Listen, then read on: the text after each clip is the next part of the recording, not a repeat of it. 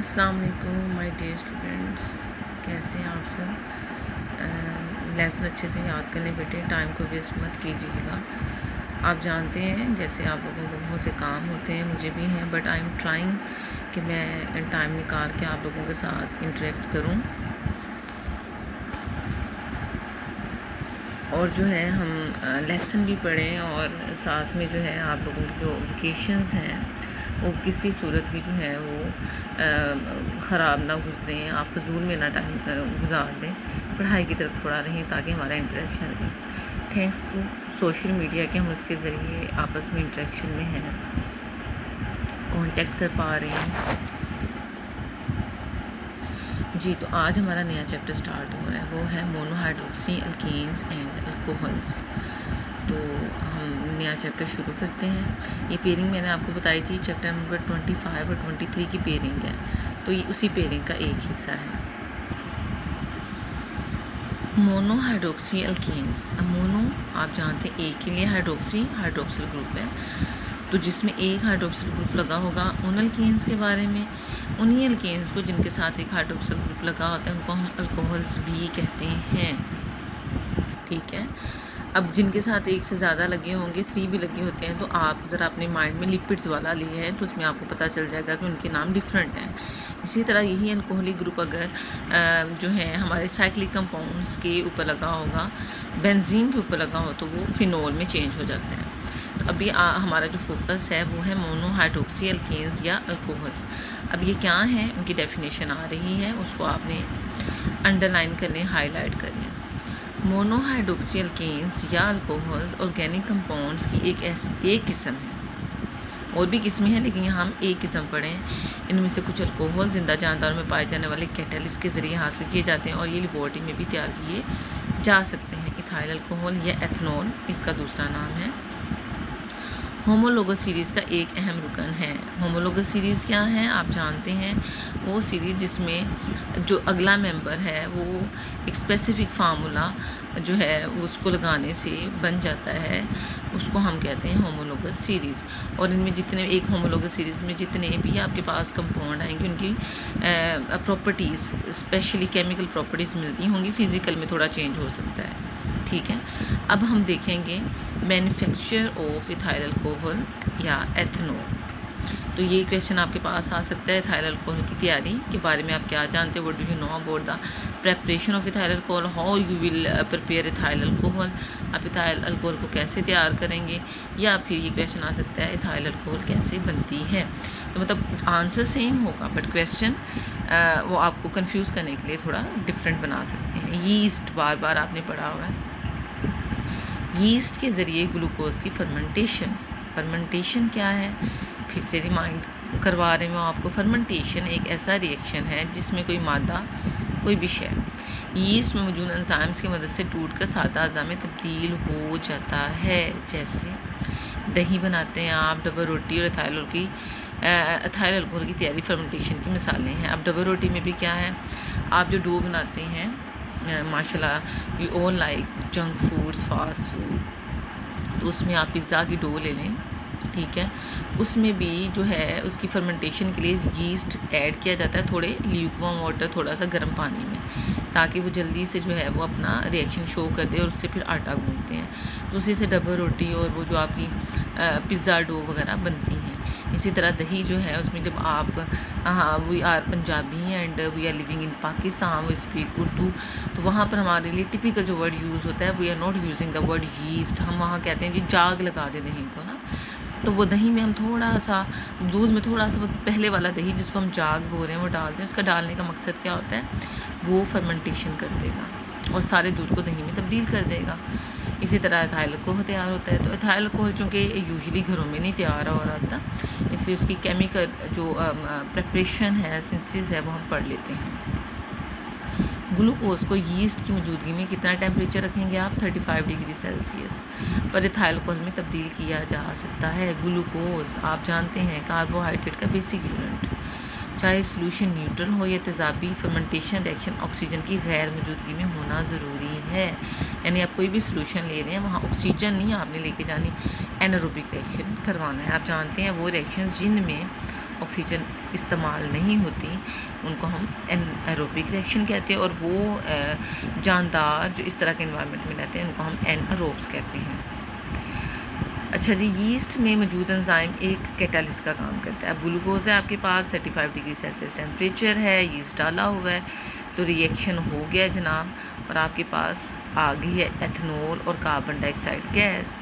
अब आप देखें आपकी ब्रेड के अंदर सुराख कहाँ से आ जाते हैं? क्या जो बेकिंग करने वाला बंदा है वो सुई लेके बैठा होता है? नहीं जी, जब आप ब्रेड तैयार कर रहे हो तो वहाँ से भी कार्बन डाइऑक्साइड गैस निकलती है, तो वो जो सुराख हैं वो कार्बन डाइऑक्साइड गैस के निकलने की वजह से बनते हैं, जैसे आपके केक्स में बनते हैं, ठीक है, क्योंकि वहाँ से कार्बन डाइऑक्साइड गैस ने निकल जाना है। इसी तरह एथनॉल से भी कार्बन डाइऑक्साइड गैस निकलेगी, तो ये एक रिवर्सिबल रिएक्शन है, आप इसको रिवर्स भी कर सकते हैं। कार्बन डाइऑक्साइड इस रिएक्शन के दौरान बाहर निकल जाती है, लेकिन उसके लिए ज़रूरी है कि आपका जो है ये वेसल जिसमें आप रिएक्शन करवा रहे हैं वो बंद हो। अगर ओपन होगी तो फिर रिएक्शन रिवर्सिबल नहीं होगा, और पीछे पानी और एथनॉल का मिज़ा रह जाता है। इस रिएक्शन का दर्जा हरारत तकरीबन 35 डिग्री सेल्सियस रखना ज़रूरी है, ताकि आपके पास मैक्सिमम यील्ड आए, ज़्यादा से ज़्यादा पैदावार हासिल हो। कम दर्जा हरारत रिएक्शन को स्लो डाउन कर देगा, सुस्त कर देता है, जबकि ज़्यादा दर्जा हरारत एंजाइम को क्या कर देता है? आप जानते हैं एंजाइम वाले चैप्टर में पढ़ चुके हैं, डीनेचर करना, उसमें एंजाइम अपना काम नहीं कर पाएगा। तो मीन्स आपको एक स्पेसिफिक टेम्परेचर को मेंटेन करना होगा। ऑक्सीजन को इस अमल से दूर रखा जाता है क्योंकि एथनॉल को एथनोइक एसिड में चेंज कर सकता है, डायरेक्ट वो ऑक्सीजन लेगा, ऑक्सीडाइज होकर एथनोइक एसिड बना देगा। चूँकि ज़्यादा मकदार में एथनॉल यीस्ट के लिए जहरीला होता है, इसलिए जब मरकब में एथनॉल की मकदार 15% से ज़्यादा हो जाती है तो ये यीस्ट काम करना छोड़ देता है। आगे हमारी तैयारी जी आगे आ रहा है हाइड्रेशन ऑफ इथीन और इथाइलिन। इनकी हाइड्रेशन, इनमें एडिशन ऑफ वाटर करके भी हम जो है अल्कोहल्स बना सकते हैं। Ethene, you all know very well, ethene is an alkene where carbon double bond, carbon is double bonded with the second carbon, तो ये डबल बॉन्ड जो है इट शोज़ कि इट इज़ अनसैचुरेटेड।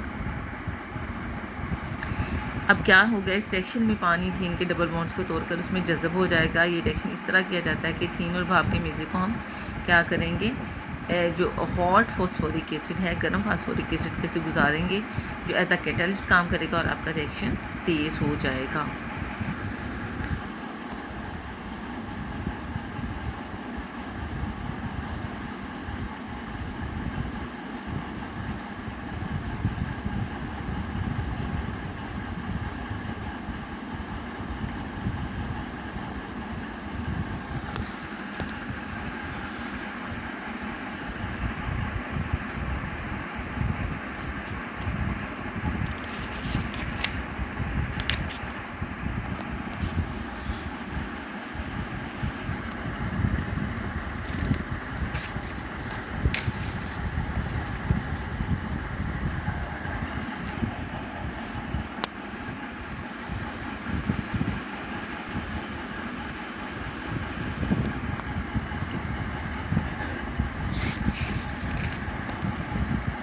अल्कोहल्स का जलना ये देख लेते हैं हम। जब भी अल्कोहल जलेंगे ऑक्सीजन की प्रेजेंस होगी और कार्बन डाइऑक्साइड वाटर बनेंगे।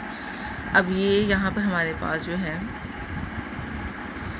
CH3OH मेथनॉल है, C2H5OH एथनॉल है, या एथाइल अल्कोहल है, और वो मिथाइल अल्कोहल है, प्रोपेनॉल और ब्यूटानॉल। यहाँ पर मसावात को बैलेंस करने के लिए जो है ऑक्सीजन के साथ जो है नंबर लगा हुआ है वो डिफरेंट है, ताकि हमारी जो इक्वेशन है बैलेंस हो। इसी तरह प्रोपेनॉल और ब्यूटानॉल को भी बैलेंस करने के लिए मसावात को 2 लगाया गया है। तो जब ये जलेंगे कार्बन डाइऑक्साइड पानी बनेगा और उसके साथ हीट इवॉल्व होगी। मेथनॉल के साथ कम हो रही है, डेट इज़ 726 किलो जूल पर मोल। एथनॉल जलेगा तो 1367 किलो जूल पर मोल, और प्रोपेनॉल से बढ़ती जाएगी, जैसे नंबर ऑफ़ कार्बन आइटम्स बढ़ते जाएंगे उसी हिसाब से हीट भी ज़्यादा इवॉल्व होगी। 2017 है और 2676 है ब्यूटानॉल के लिए। जलने के दौरान अल्कोहल में मौजूद कार्बन हाइड्रोजन बॉन्ड्स जो CH2 ग्रुप में होते हैं टूट जाते हैं, जबकि मजबूत C डबल बॉन्ड O और OH बॉन्ड बन जाते हैं। जो कार्बन डाइऑक्साइड और पानी में मौजूद होते हैं। यही वजह है कि अल्काइल चेन में CH2 ग्रुप्स बढ़ने के साथ देख लें हरारत का अखराज भी बढ़ रहा है। वो किस वजह से बढ़ रहा है? ये जो आपके CH2 ग्रुप बढ़ रहे हैं।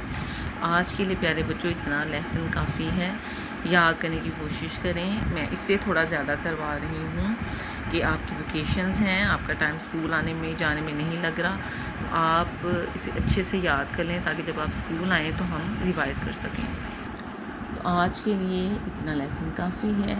इंशाल्लाह सुबह मैं आपको बाकी करवाऊँगी। अब जो स्टूडेंट्स पूरा याद नहीं कर सकते तो प्लीज़ आपने ये देख के कितना ज़्यादा मिल गया तो परेशान नहीं होना। मैंने आपको बार बार कहा है, स्टडी को लेके परेशान नहीं होते, इंजॉय करते हैं।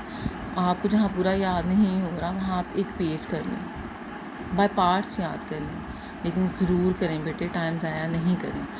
और मेरी पूरी कोशिश होगी कि आपका जितना भी सिलेबस है उसको हम छुट्टियों में वाइंड अप करने की कोशिश करें। जब आप स्कूल आएँ तो आप मुझे टॉपिक्स बताएंगे, ये हमें समझ नहीं आई या ये पॉइंट हमें नहीं पता चला, तो हम मिलके उसको सॉर्ट आउट कर लेंगे। मिलते हैं आपको सुबह इंशाल्लाह। अल्लाह हाफ़िज़ मेरे प्यारे बच्चों।